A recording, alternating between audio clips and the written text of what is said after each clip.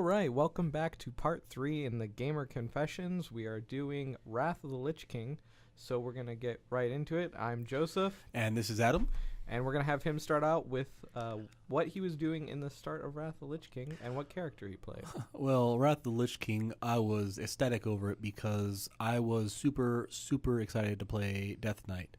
And this isn't like, oh, it's a hero class. It's because I like the idea of spell-wearing plate, and would have been playing a paladin, except that for most until pretty much BC, you couldn't even really do ret, and even in ret, it was iffy most of the time. Yeah, but it was like, okay, here it is. Like, you're not going to have healing at all. Which, like, number one, I don't want to be able to heal because I'll immediately be forced to heal. Isn't that true? Anyone that has a healing class, like, oh, you're a healer? No, I'm the other class. Oh, you're a healer? Yeah, you're a healer. No. But anyways, not having a heal spell, being able to use kind of spell-based things, and they had a lot of fun abilities.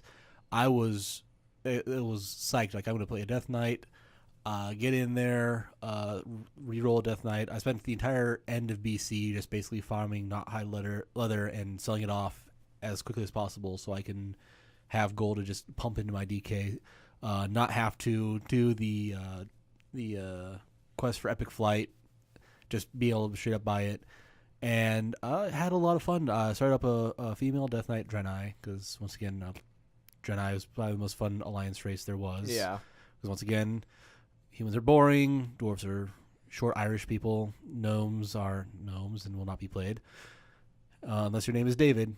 Our friend David is allowed to play a gnome. David the gnome. And night elves, what I basically played before Draenei came out. Yeah. Horns are just superior to pointy ears. Anyways, so I have a lot of fun playing that. Now that's, let's see. I had gotten to my duty station during BC, and then Wrath of the Lich King launched. I was straight up at my duty station in the small amount of time just before I had to move out off of base, which is its own thing. But basically, I got off while I was still in the barracks, and then like really when I started playing was out of the barracks in my own apartment someplace. But while I was in the barracks, amazingly fun time. I was able to get. I had my job going off on odd hours, but World of Warcraft, you're able to log in any time, and the world's there just to kind of play off. You're gonna have at least a few people that are on, because people have odd times and stuff. I had an extensive friends list at that point that I could just kind of see at any time. Also, being on the East Coast made it so that my West Coast friends were playing around the same time I was, depending on the schedules. So it worked out. Because it worked out really well, just depending on what time, like what shift I had. Sometimes it was like, oh yeah, for a glad I'm not going to be there. So during those, I'd usually play something else. I was trying out Champions Online at the time, which... if you want to talk about disappointment, everything I'm saying about World of Warcraft, just trust me, I have worse words for something like Champions Online. And then stopped playing that and went back to City of Heroes, because City of Heroes, I have nothing but good things to say about City of Heroes. So that's me. I'm basically playing how a lot of people play, where I've got my job. I go, I work, eat, sleep, kind of hang out around with some other people on base, and then my spare time at home, I've got the television on watching my shows, and I'm just kind of passively playing the game, because once again, playing Death Knight, so I didn't need to pay all that much attention to what was going on. So that's me through pretty much all of Wrath of the Lich King, and even into Cataclysm. So that's me. Joey, how was your Wrath of the Lich King experience? It was pretty good, because this was the first one that I had bought on the day of release. I actually made sure that I got it the day of release. I actually went in playing it, because in Burning Crusade, one thing I didn't touch on was that the reason that I liked it so much was because my girlfriend started playing. I actually played RuneScape, and then she started playing Burning Crusade, and she really liked it. And it was kind of cool because you got to see it in a new light from someone who had never played vanilla. It's like showing one of your favorite movies to someone who's like, oh, yeah, I've never seen that. Like, you never seen that? I'm showing you Ghostbusters right now. Yeah, I'm going to go get it. And if you're seeing there, like, you've seen some movies so many times, even if it's a comedy, you're like, you don't laugh at it anymore. But you show someone Blazing Saddles for the first time, you're laughing hysterically just because they're... Because they are, exactly. So... it was the first time that I had started, or I had picked it up the first day, because she picked it up the first day. So we were going to play together. And it was a really great experience for the fact that for the first time, even though I've had friends who are playing and who are playing that at that point, in vanilla I got left behind. In Burning Crusade, I had people who were playing with me because I was a guild leader at that point, but I was playing 2 different characters, so everybody slowly started beating me. So this was the first time of playing with someone that was matching me level for level, and so it was really a cool experience that way. The negative for it wasn't like Burning Crusade, because they were starting to limit how many quests you could get. As, you know, Cataclysm and Mists of Pandaria we talk about, I will talk about that more because you really start to see it. But in Wrath of the Lich King, you were getting that limiter. But it was still fun because we were playing on a PvP server, so no horde cared about you, because they're all trying to get it done too. So we were playing, and we went through pretty much the whole shebang, the whole questing experience. So my leveling experience was actually really fun, simply for the fact that I had someone that was constantly playing with me. Didn't get ganked. Like, you expect to get ganked in a PvP, but because everybody was right there with you, they didn't want to jeopardize themselves falling back. So everybody also kind of helped left. a lot that they split the first area into 2 different areas. Oh, and yeah. there was a split between each Exactly. end. So you had a way thinner population thing. So you had a nice choice of which way to that's go. the person griefing you is like one person amongst like the 100. And that's the problem. Again, if you split off into 2, then like, yeah, 50-50 chance of not having that person there. Exactly. So yeah, that was really good. By the way, you're saying you're starting up a questing experience. Which side did you choose first? I went Borean Tundra. You chose correctly. Yeah, and that's the one I did first too. And I went through the entire thing. And I'm like I said, I'm a completionist. I'm not running to get to top level because I want to raid. So I finished the Borean Tundra. I'm like, hey, you know what I should do? I should go try the other one before I go to the next zone. Yeah. So I go to what is even the other one called? I've blocked it out of my mind. It was that bad. Borean Tundra and Howling Fjord. Howling Fjord. Wait, Howling Fjord. Which one was the one that you came into and like you saw like the ship in the air?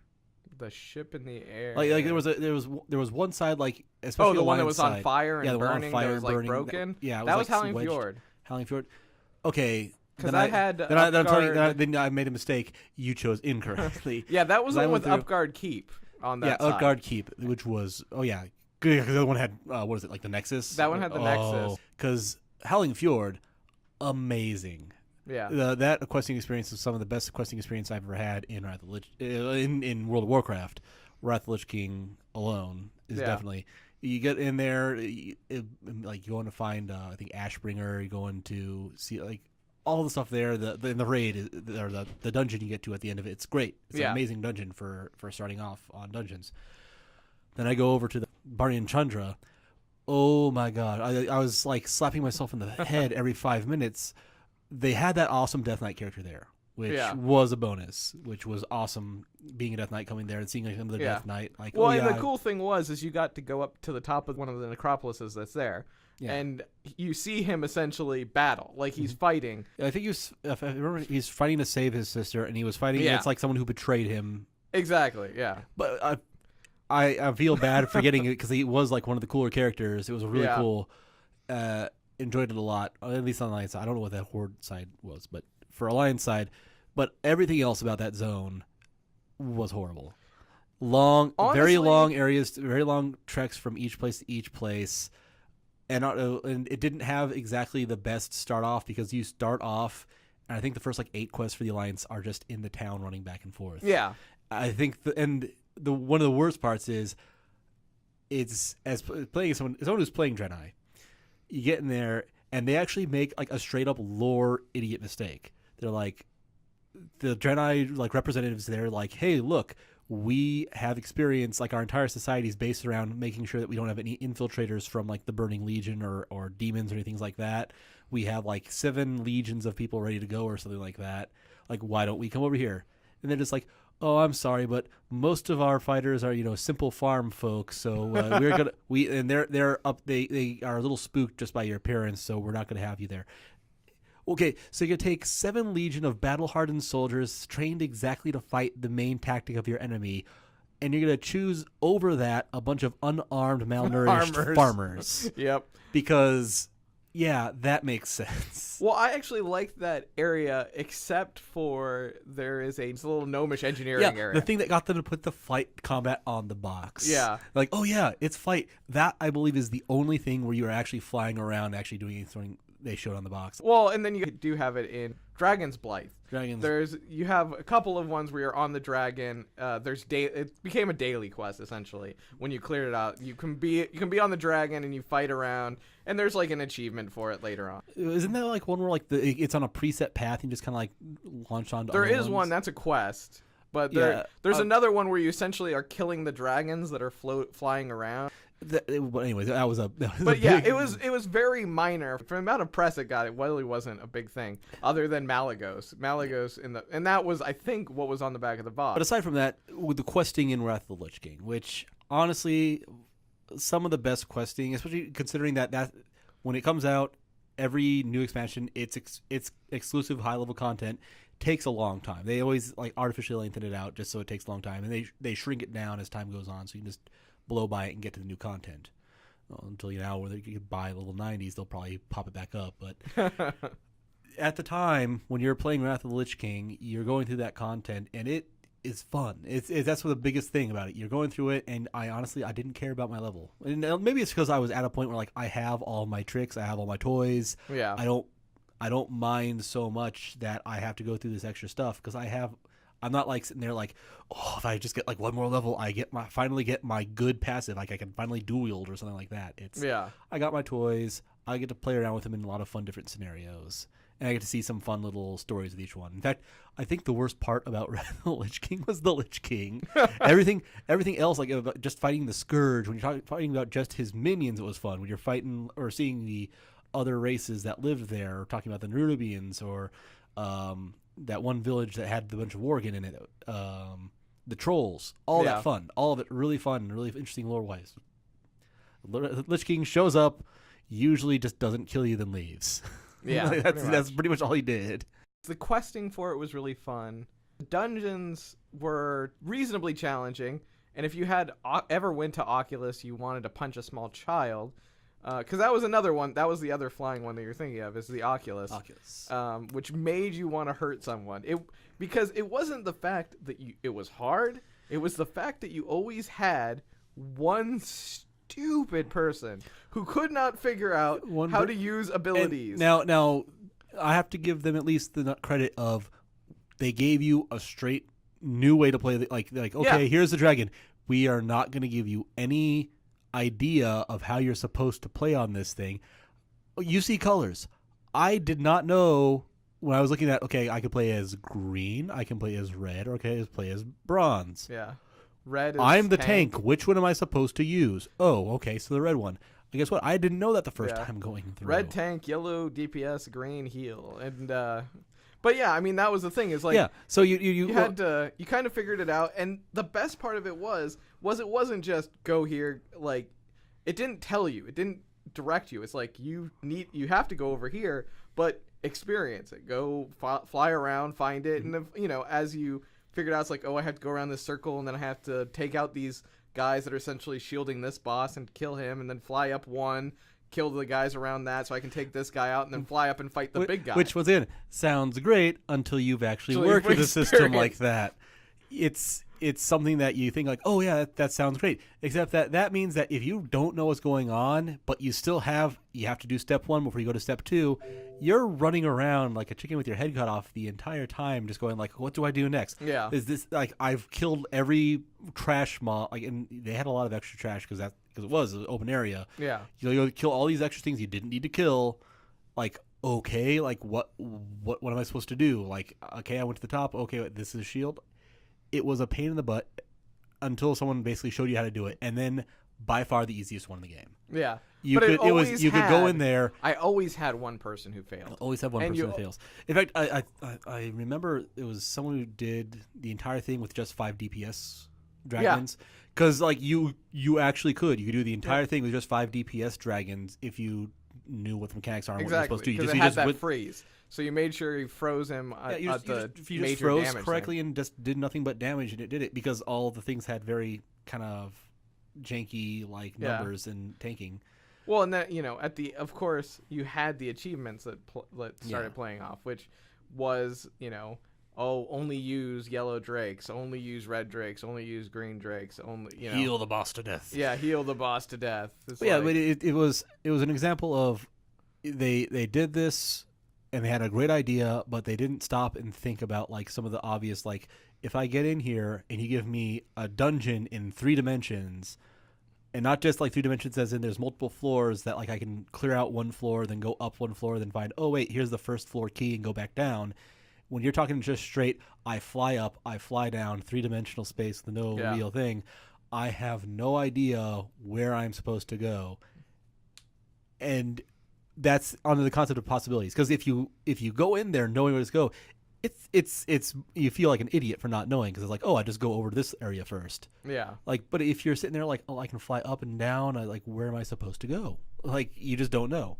Exactly. Which was crazy. But let's go on this because we talked about questing, but let's talk about dungeons. And this is reminding me about there will always be one idiot in a group. Yeah. Always be one idiot in a group because when I was playing Wrath of the Lich King, I dungeon ran constantly. Yeah. I got to max level and did pretty much nothing but tanking dungeons. So Death Knight, went Blood Death Knight, went just tanked. Pure tank has the Blood Death Knight. Had a lot of fun doing it. Very, very simple. I had a lot of tools for doing whatever I needed to do. And I was running through dungeons all the time. Heroic, whenever I could, basically. This is just before Dungeon Finder. Yeah. And so like you would have to kind of sometimes dumb down just to go over someplace, and there was still some upgrades sometimes, like the really rare drop of a trinket or something that you can get when they put in looking for dungeon and you were able to do heroic versions of dungeons.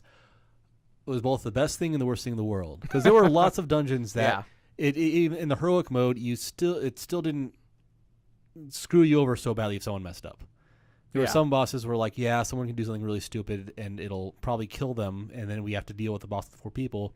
There were certain bosses where if someone messed up, everyone died. And everybody died, yeah. And that made some of the dungeons like the worst experiences ever because it was, especially for looking for dungeon, you pulled up.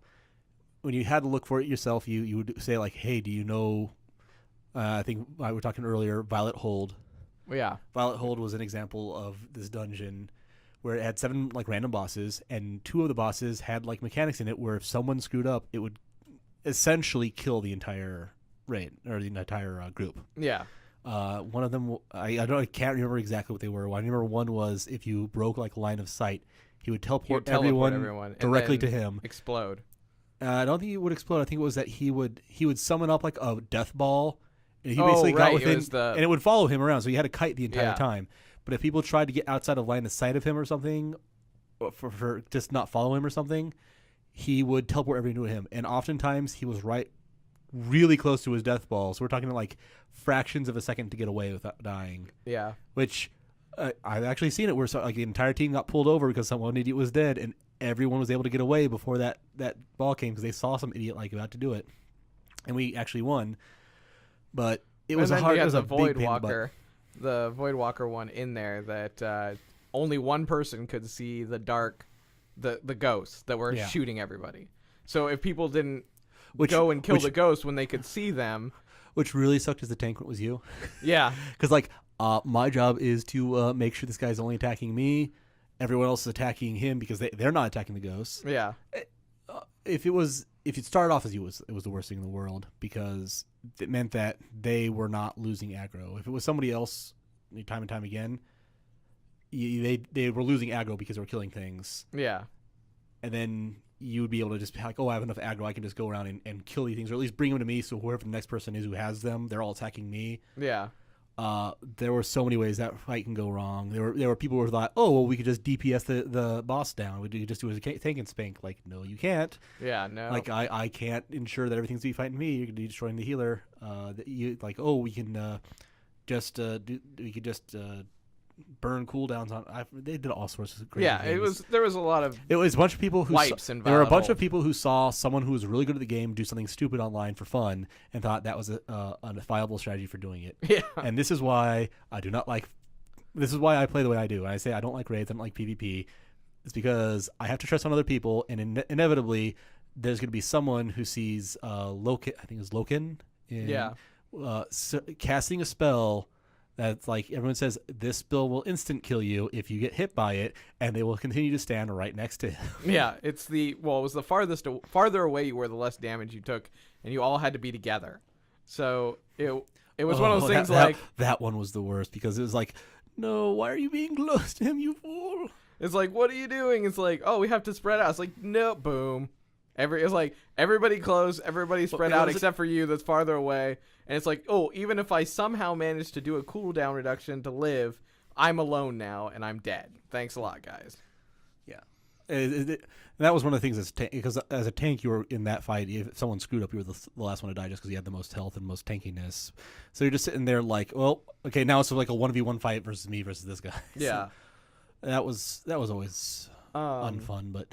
Well, the other thing is reputations, because that played out in the dungeons. That's what I loved about, and that's the reason why I did it, is because reputations were changed in Wrath of the Lich King, where you would basically go to a faction and you get a tabard for them. Yep. And you threw on that tabard, and it was like just basically like representing, your gang, through on gang colors.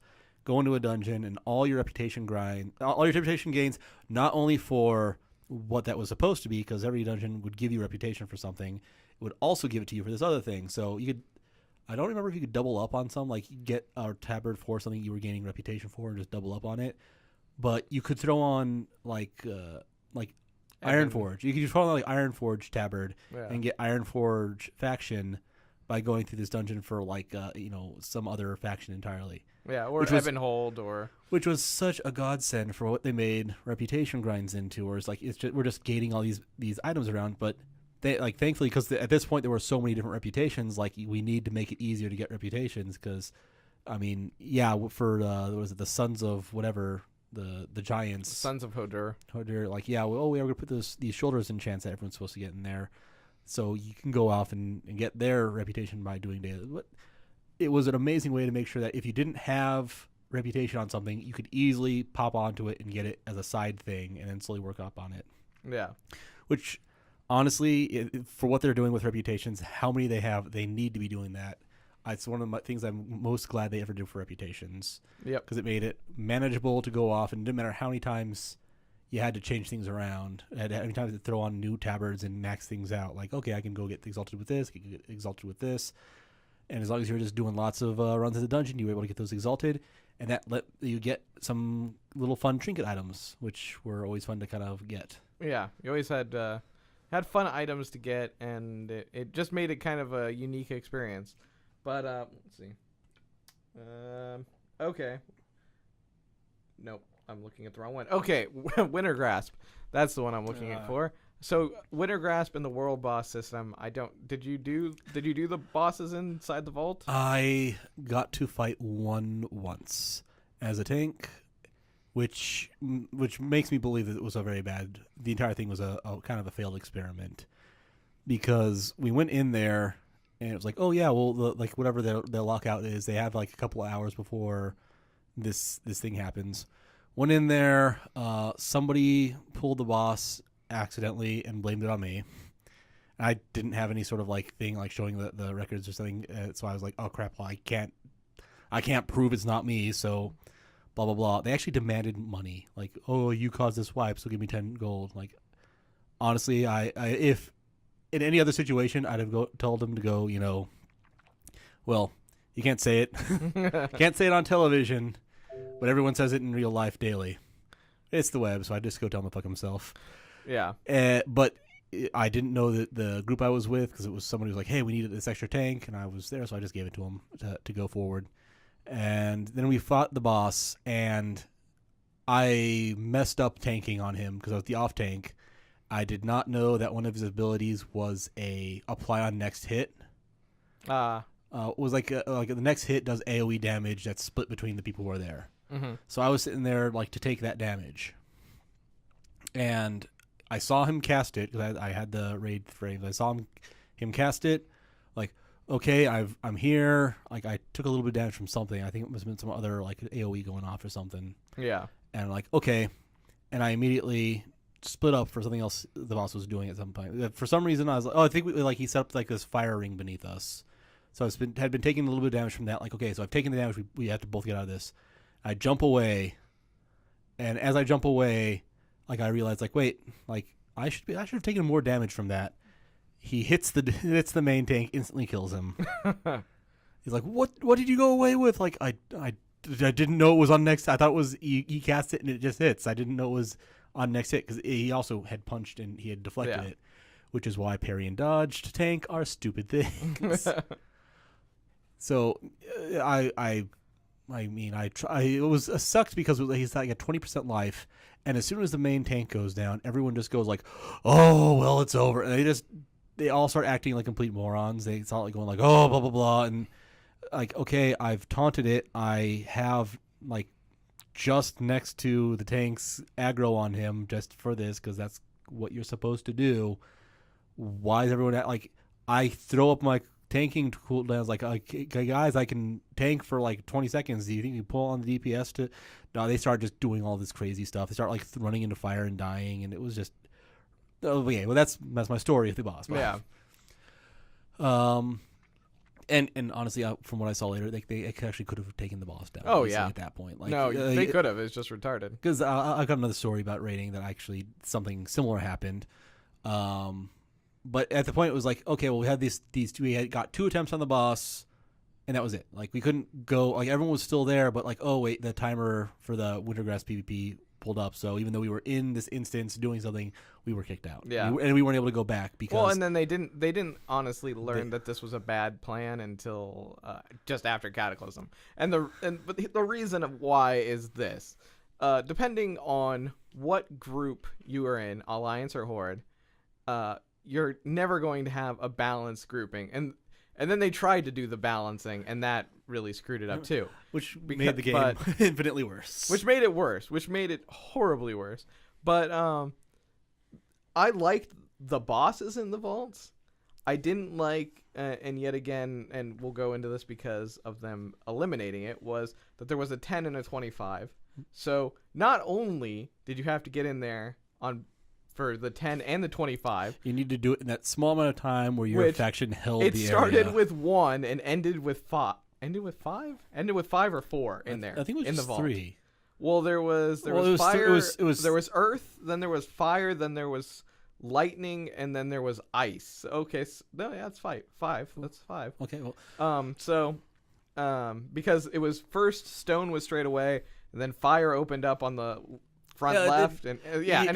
You had a bunch of bosses. It took a while, and you had to basically your rating schedule determined on if people were PvPing in the area. Exactly. And oftentimes, if you're on a high population of one over the other, which all of them are at this point, I mean, there's probably 1 or 2 that actually have somewhat decent balance between the two.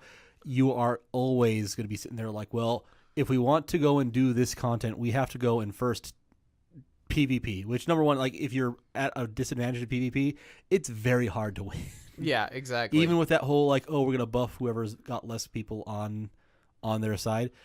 Like I said, it doesn't matter if you have like a bunch of extra life and mitigation or something. If you have like 10 dudes pounding on you, you're gonna go down. Yeah, that's like 10 sources of CC. Even with diminishing returns, it just means they're gonna constantly have, even with diminished returns. And don't get me wrong, because I liked Wintergrass. The idea of Wintergrass was a great idea, but tying it into a raid was it was just idiotic. Well, the problem was a lot of people wanted to go with their guild, but how often can you say, well, on Tuesday before we go and do this raid, we're going to go and do this other raid that depends on all of our PvP people or all the people that do PvP actually winning on our side. Yeah, because it's like that's basically the problem. You couldn't plan for it, but the point is they actually had things off in the world, and then it's like, okay, Wrath of the Lich King. Yeah, you're not having any sort of world boss to go and fight. You have pretty much just this Wintergrass area where that's like the lowest tier. Well, you also had Obsidian Sanctum, yeah, Obsidian Sanctum too, which I actually thought was a very interesting idea because it brought around the first option to a boss. Like it was you can kill 1, you can kill 2, you can kill 3. Each thing brings up and ramps down him. which is A great way. It's honestly a great way of doing Yeah. content because it means if you have like a more like not best gear or people who just don't want to like try all that hard, you do it the longer way. You know, go around, kill all the single bosses, then go kill the boss himself. Yep. If you're the kind of person that wants to go out there and do some kind of crazy stupid thing, you know, the speedrunners like beating Mario in 15 seconds. yeah. You can do it with all the things up. And that was essentially the first introduction of the heroic raid, because Nax didn't have it, and then Aldevar. Yeah, they had some fun ways of doing it too. I like because I never stepped into that place, but it's one of those things where I actually saw some people playing on it just by chance. And Aldevar was the first one of, your eye level affects how much life you have in these machines, but you're essentially It's more tactics based. It's all more tactics based. Just overwhelming the boss with some sort of exactly.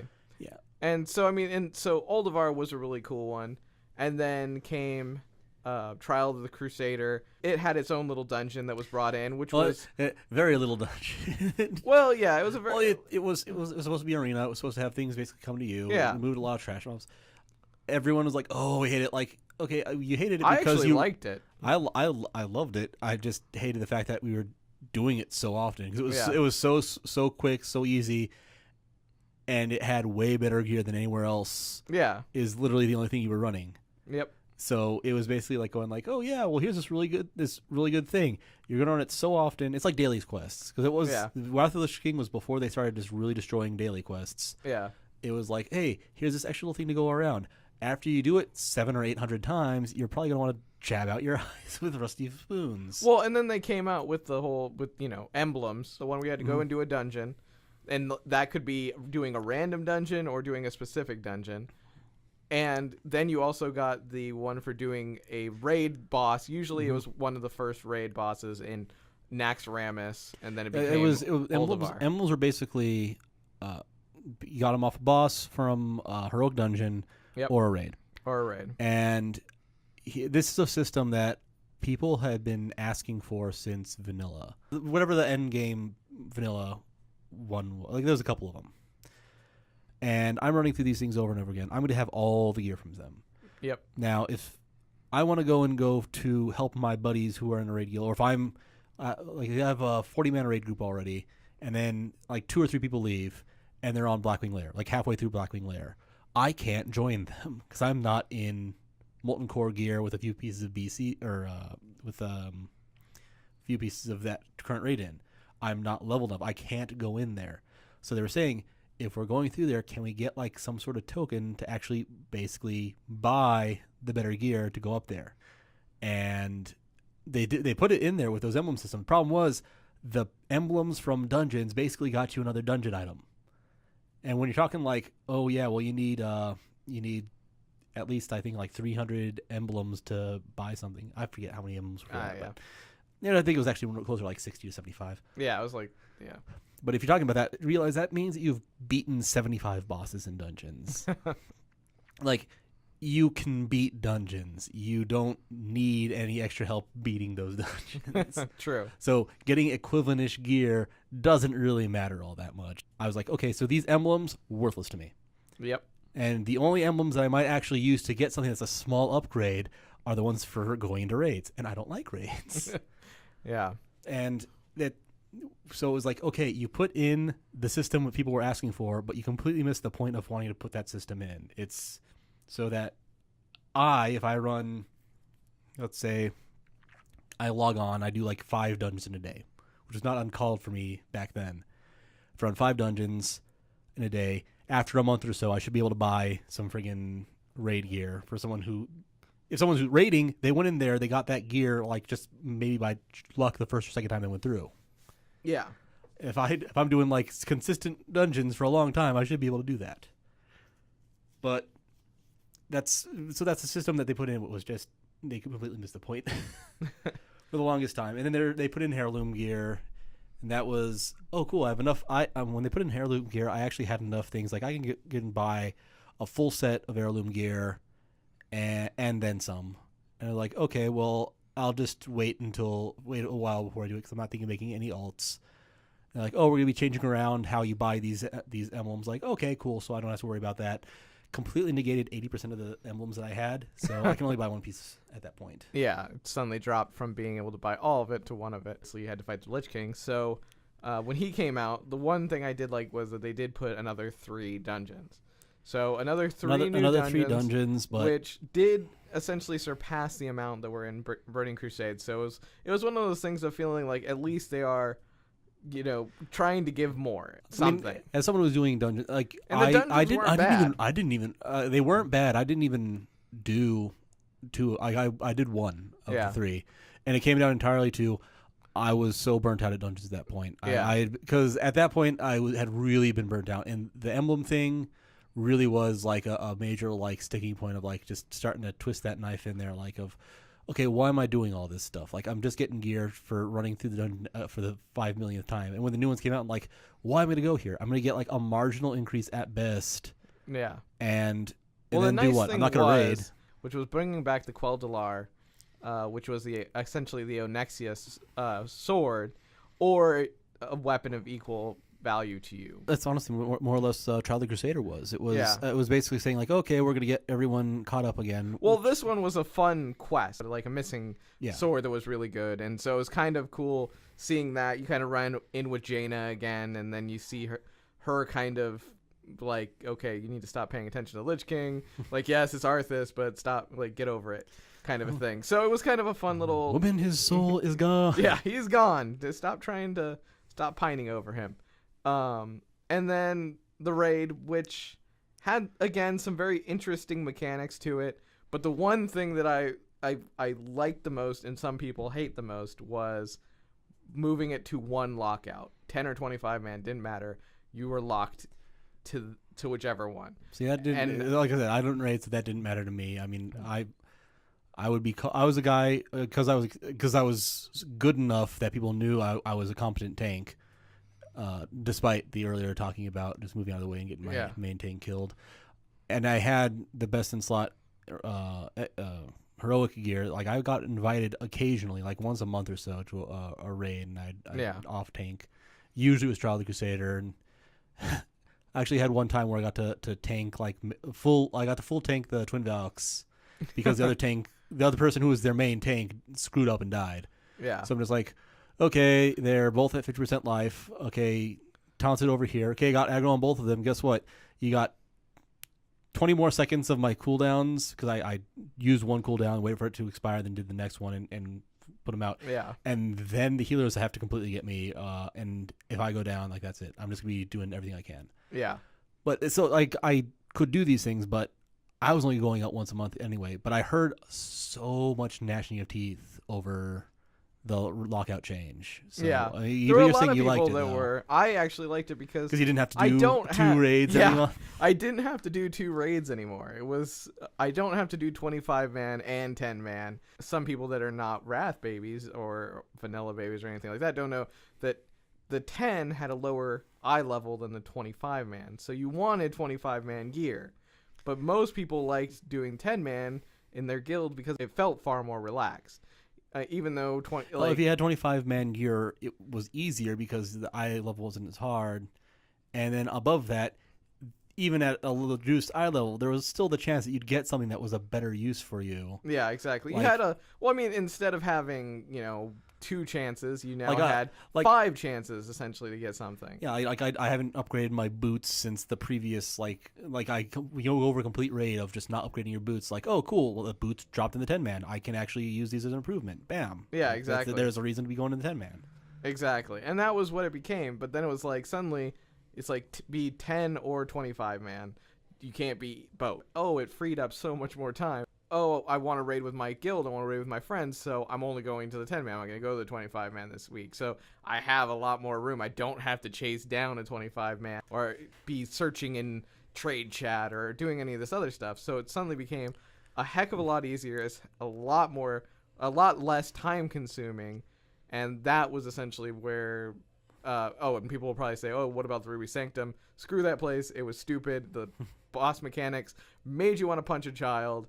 And if you could have avoided it, and you didn't go into it yet, but I avoided it. I won by default. You won by default, exactly. So yeah, that's basically what Wrath of the Lich King came down to, because that's basically like the crescendo of, and that speaking for the future, that's the crescendo of my WoW experience. Like I was a heroic tank, went into raids fairly regularly, despite the fact that I really do not like raiding. And that's something you should get with every one of these. I am not a raider. I prefer being by myself. I prefer long exploration and slowly incrementing my power up. Though I would say that actually Wrath of the Lich King was a major alt leveling because of the BOA gear. Yeah, straight up. They actually put in heirlooms. There was a lot of BOA items, and honestly, there was the changes they did to BC leveling and vanilla. Because I think they further reduced vanilla. Yeah, they further reduced vanilla's experience, and then reduced BC. So you flew through those areas if you're doing an alt. And like we were saying earlier, questing in Wrath at that time was amazing. It was fun to go through and see all that lore and stuff. And there was enough alternative ways that even if you didn't go to like both starting places, like you go to the first starting place and go on, and then the second time like I'll just go to the other one and go through there. Exactly. So really good way of getting an alt up. Great thing, but like I said, this is a point in my time where I'm playing very, very regularly. I play way too much to the point where I kind of sit back and go like, what am I doing? Because the part of games that I like to play, especially wanted to see in an MMO, like small incremental increasing power, being able to go out and do things by myself, being able to kind of see content, it was all gone. Yeah, and everything they were putting in to kind of like, we're putting it in these heirlooms to do it. It was all really just to get people to raid more. Yep. Which brings us to talking about the lead up to Cataclysm. And this is really going to be just a preview of the next one because I have hours of hate to spew on Cataclysm. That is when I quit the game. Yeah. We will get into why, and Cataclysm is is accepted to be the worst expansion that World of Warcraft has. And I've gone on record many times in this podcast saying World of Warcraft was never good. It was not good with a company that was known for making better stuff and increasing over time, and with the promise of getting good. And up until Wrath of the Lich King, I think most of the stuff they were doing increasing for the longest time was all going up. Wrath of the Lich King, it stalled out, and that's when it went into the nosedive that was Cataclysm. All right, so we're gonna just wrap it up here. We're not gonna really talk too much Cataclysm. Oh, I was there. Had the beta, but I was so not interested that and it wasn't even a fact of me looking at it. Wasn't it you being as jaded as I was? I didn't get to be in the beta, but I followed it so much. But because of that, I want to contain all of my sheer hatred for all that is Blizzard. Okay, so everyone, please subscribe. Thank you for listening, because without you guys, we would be talking to ourselves. Again, thank John and allowing us to use his office to do this and actually sound clean and crisp and clear. And we will see you on the next one, which is Cataclysm. So thank you for watching, and that's it. That's the show.